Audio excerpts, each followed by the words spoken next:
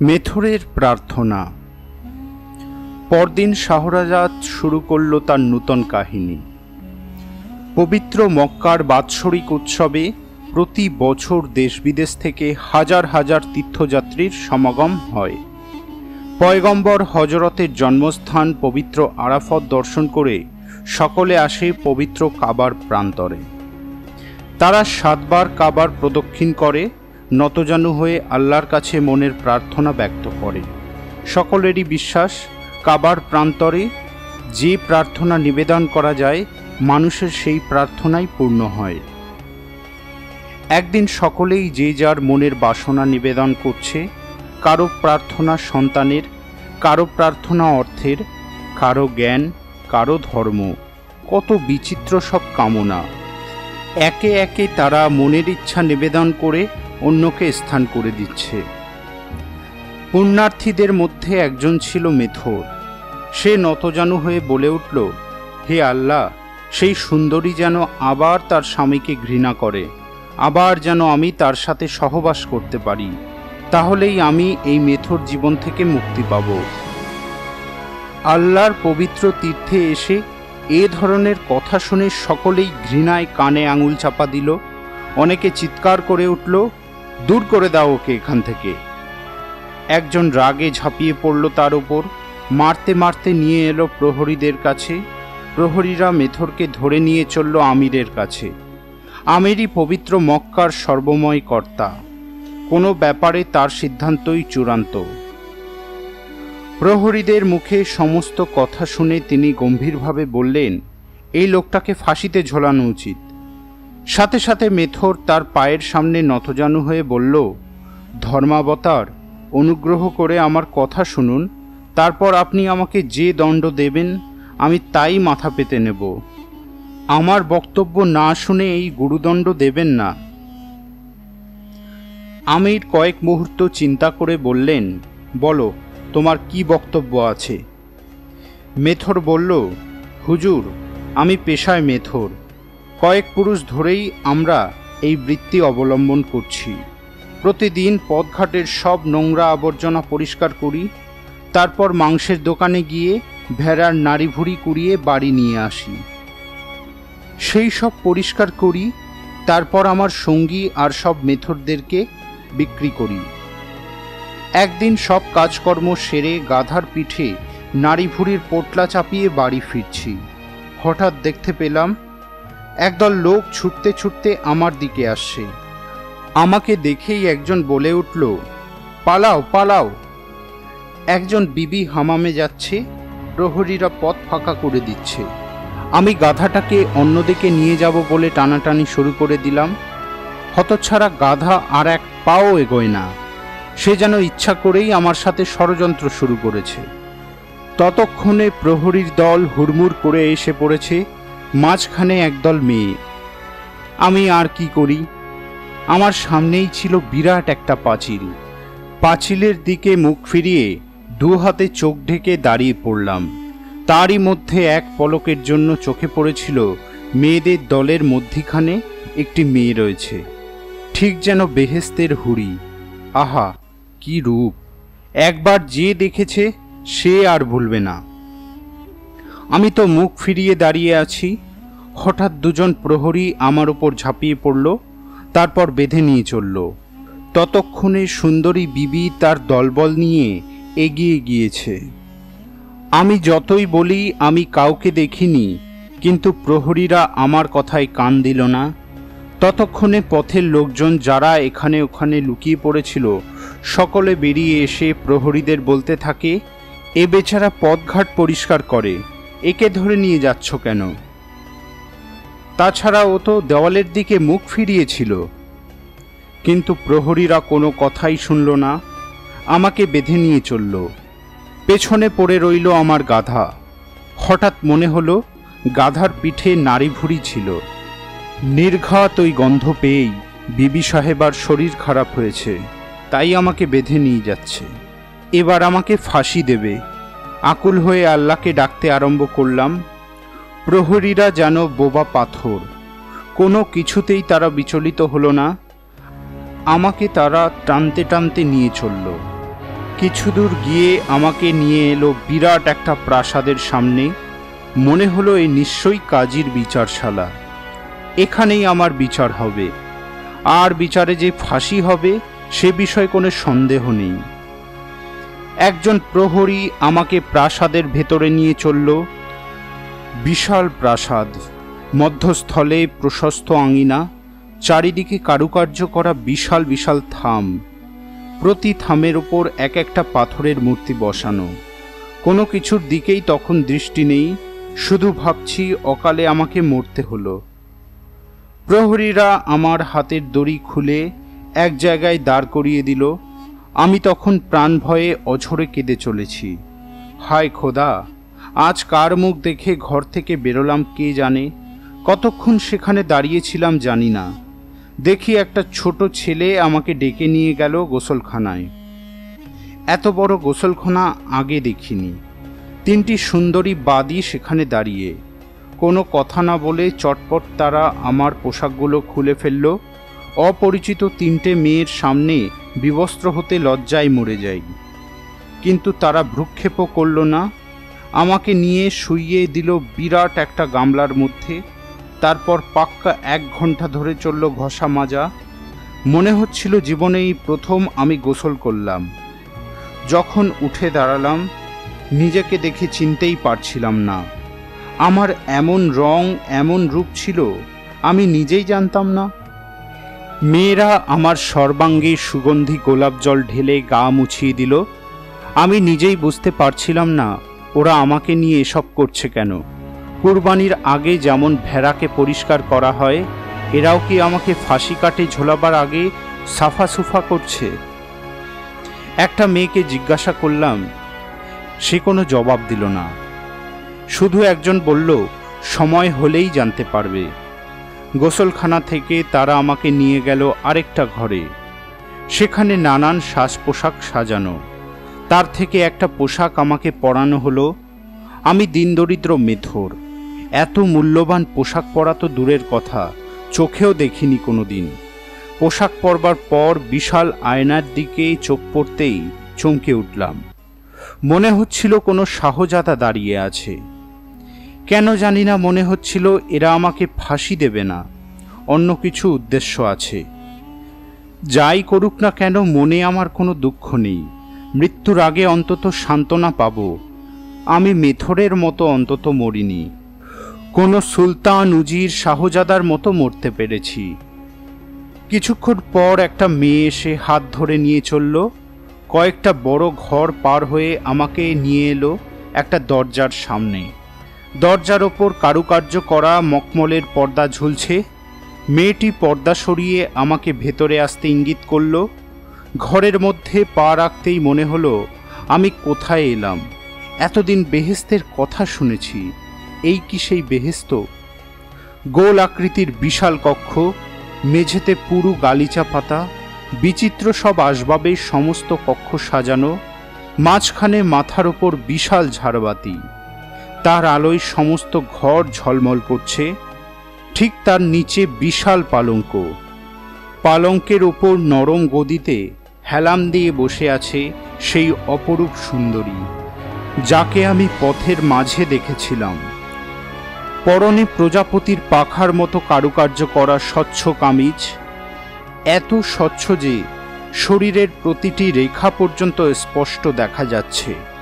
মনে হলো ওই পোশাকে দেহলাবণ্য যেন আরও প্রকটিত হয়ে উঠেছে।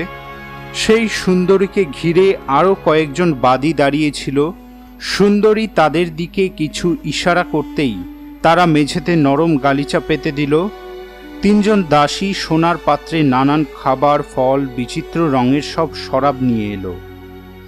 মেয়েটি উঠে এসে গলিচায় বসল।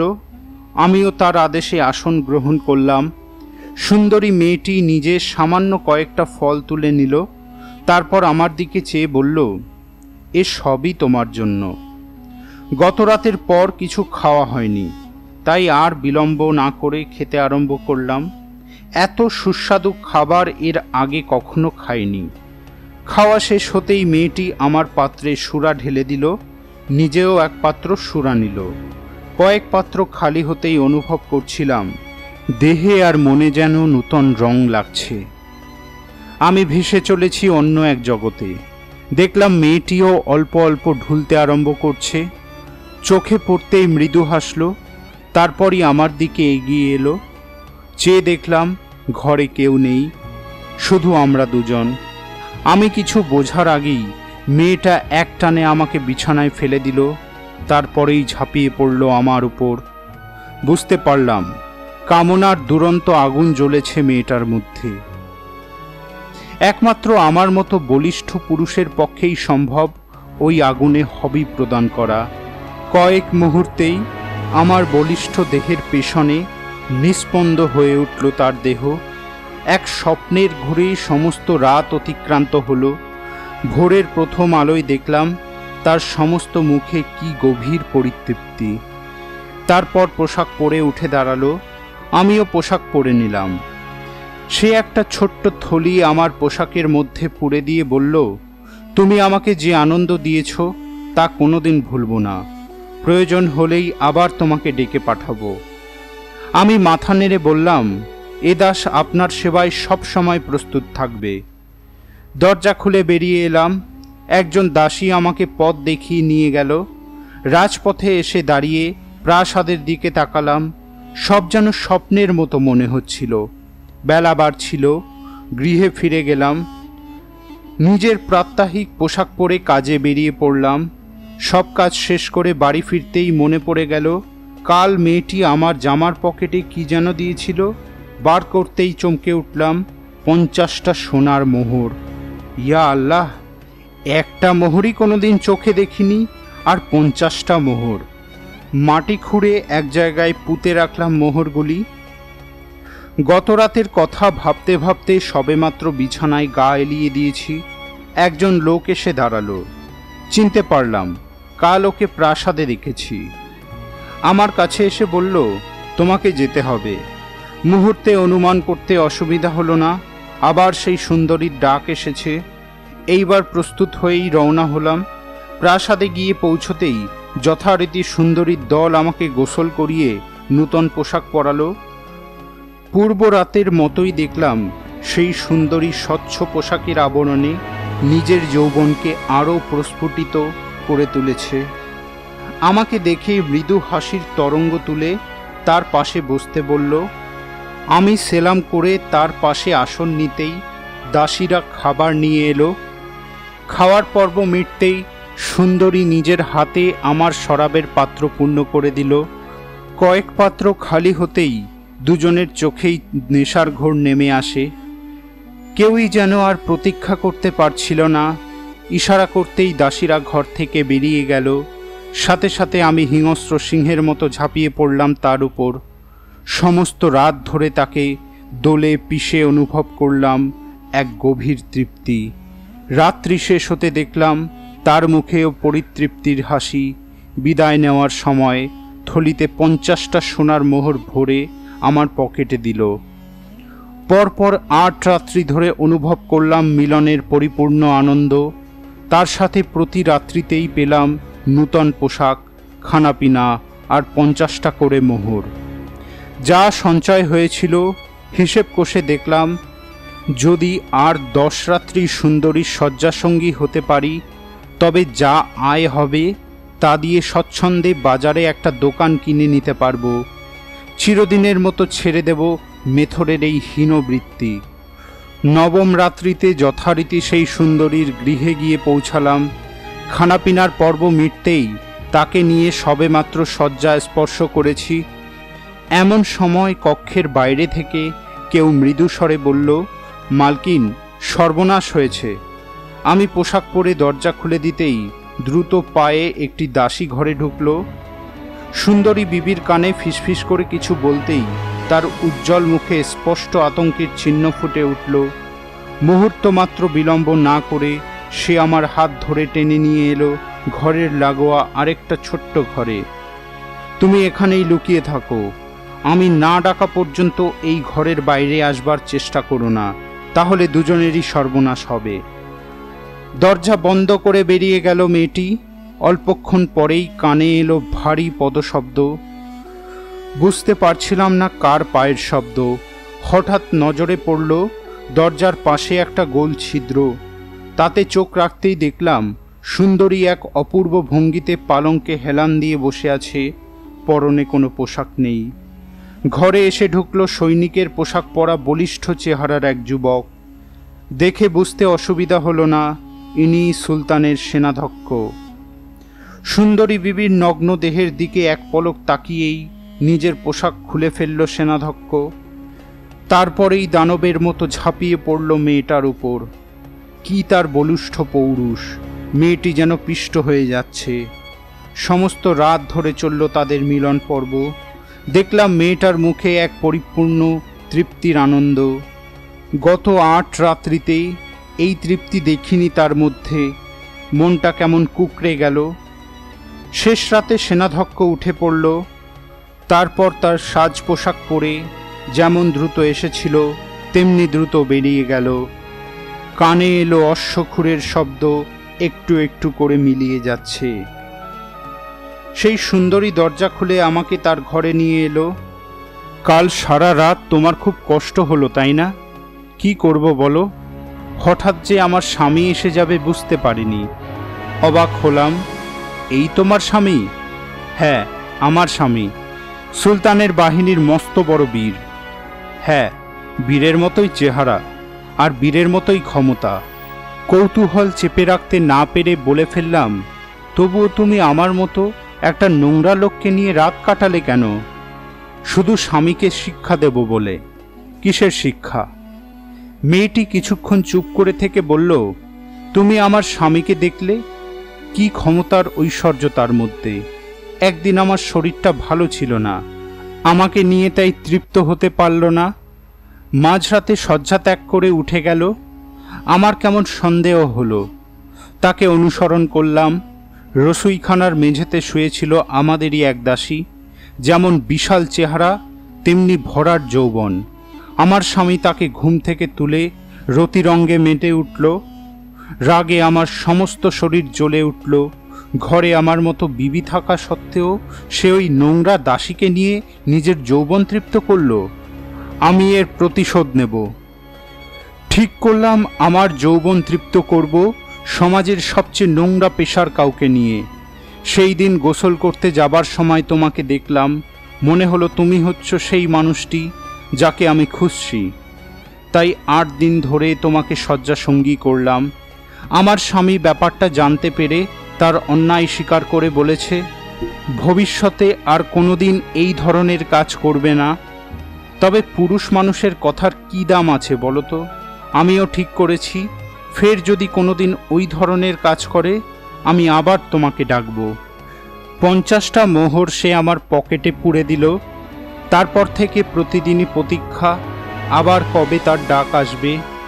আর একদিনও তার ডাক আসেনি। কত মাস কেটে গেল। মনে মনে অস্থির হয়ে উঠলাম, আর একটি বার যদি সেই সুন্দরীর দেখা পেতাম। কোনো কাজে আর মন বসাতে পারি না। শেষে ঠিক করলাম এই কাবায় এসে খোদা তাআলার কাছে প্রার্থনা করব। শুনেছি এখানে যা প্রার্থনা করা হয় তাই পূর্ণ হয়। আমি শুধু আমার মনের সেই প্রার্থনাটুকু জানাচ্ছিলাম জনাব। মেথরের কথা শুনে কিছুক্ষণ চুপ করে বসে রইলেন আমির। মনে হলো লোকটা শাস্তি পাবার মতো তেমন কিছু অন্যায় করেনি। বললেন, যাও, তোমাকে আমি খালাস করে দিলাম। আল্লাহ যেন তোমার মনের ইচ্ছা পূর্ণ করেন। শাহরাজাত মেথরের কাহিনী শেষ করে শুরু করল তার নূতন কাহিনী।